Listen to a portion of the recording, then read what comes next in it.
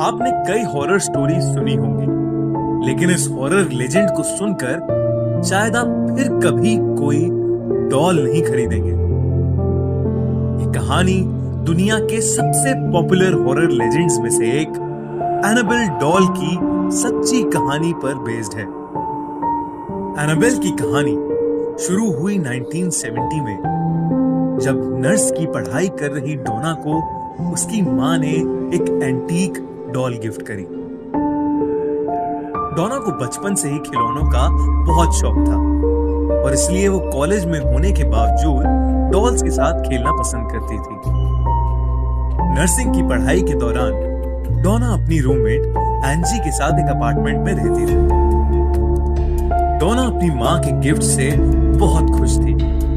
वो कॉलेज से वापस आकर उसी डॉल से बहुत सारी बातें करती और अपने साथ ही बेड पर उसे सुला भी देती। कुछ दिनों बाद एक बार जब वो कॉलेज से वापस आई तो डोना ने देखा कि उसकी डॉल बाहर सोफे पर पड़ी है, लेकिन जहां तक उसे याद था वो डॉल को अपने बेडरूम में अपने बेड पर ही छोड़कर गई थी। जब डोना ने ये बात एंजी को बताई तो एंजी ने कहा कि उसने भी ये नोटिस किया है कि ये डॉल अपने आप एक जगह से दूसरी जगह आ जाती है। उस दिन के बाद से वो दोनों गौर से उस डॉल के मूवमेंट्स पर ध्यान देने लगे।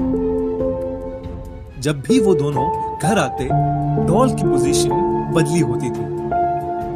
वो लोग कॉलेज जाने से पहले डॉल को किसी रूम में रखते और वापस आके देखते तो वो किसी और ही रूम में होती थी। धीरे धीरे ये चीजें बढ़ती गईं और कुछ दिनों बाद ये घटनाएं और भी डरावनी होने लगी। एक रात डोना डॉल को अपने रूम की चेयर पर रखकर अपने बेड पर सोने आ गई। देर रात उसे कुछ खिटपिट सी सुनाई दी, जिससे उसकी नींद टूट गई। जब उसने हल्की सी आंख खोली तो उसे ऐसा लगा जैसे उस डॉल ने अपनी गर्दन घुमाई। डोना को एकदम से उसकी घूरती हुई आंखों से बहुत डर लगा। वो तुरंत उठ खड़ी हुई और उस डॉल को बाहर सोफे पर रखकर वापस सोने आ गई। कुछ और दिन बीते और घर में ऐसी अनयूजुअल घटनाएं बढ़ने लगी। एक शाम जब डोना और एंजी कॉलेज से वापस आए तो उन्होंने देखा कि अपार्टमेंट के कॉरिडोर में बहुत सारे पेपर्स पड़े थे, जिस पर किसी बच्चे की हैंडराइटिंग में लिखा था हेल्प मी, और कॉरिडोर के एंड पर डोना की डॉल थी जो एंजी के रूम के दरवाजे से सटी हुई थी। वो दोनों पेपर्स पढ़कर काफी घबरा गए। डोना जब उस डॉल के पास गई तो उसकी आंखें फटी की फटी रह गईं। उस डॉल के चेहरे पर खून लगा हुआ था और उसके बाल खून से लथपथ थे। इस घटना के तुरंत बाद ही उन्होंने चर्च के एक प्रीस्ट को बुला लिया, जिसने बताया कि वो डॉल पोजेस्ड है, यानी उस डॉल के अंदर एक आत्मा है। जब उस प्रीस्ट ने उस आत्मा से बात करी तो उस आत्मा ने बताया कि वो एक 7 साल की बच्ची है जिसका नाम है एनाबेल हिगिंस, और उसकी मौत डोना और एंजी के अपार्टमेंट के नीचे एक रोड एक्सीडेंट में हुई थी। एनाबेल ने यह भी बताया कि वो डोना और एंजी के साथ सेफ फील करती है और वो उनके पास ही रहना चाहती है। डोना और एंजी को एनाबेल की कहानी सुनकर दुख हुआ और इसीलिए उन्होंने उसे अपने साथ रखने का डिसीजन लिया। डोना को लगा कि 7 साल की छोटी बच्ची किसी को क्या चोट पहुंचाएगी, पर डोना को यह नहीं पता था कि उसकी बात जल्द ही गलत साबित होने वाली है। एंजी का एक बॉयफ्रेंड था लू, जो कभी कभी उनके अपार्टमेंट में रहने आता था। जब एंजी ने उसे एनाबेल के बारे में बताया तो लू बहुत घबरा गया। उसने कहा कि उसे वो डॉल शुरू से ही बहुत अजीब लगती है और डोना और एंजी को उस डॉल को अपने साथ नहीं रखना चाहिए, पर वो दोनों नहीं माने। एक रात सोते हुए जब लू की आंख खुली तो लू ने फील किया कि वो अपने शरीर को हिला नहीं पा रहा था।